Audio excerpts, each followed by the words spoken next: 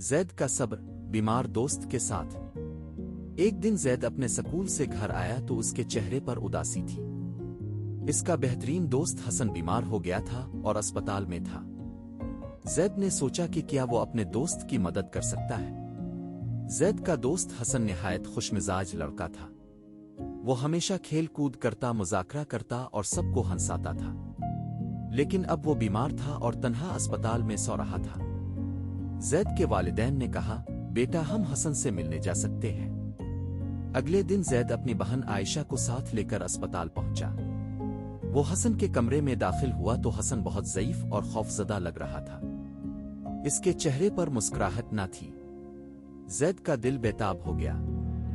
Hello حسن، ہم تمہارے ساتھ ہیں، زید نے خوش آواز سے کہا۔ حسن نے ہلکے سے مسکرایا۔ زید نے حسن کو اپنی تمام دلچسپ باتیں سنائیں۔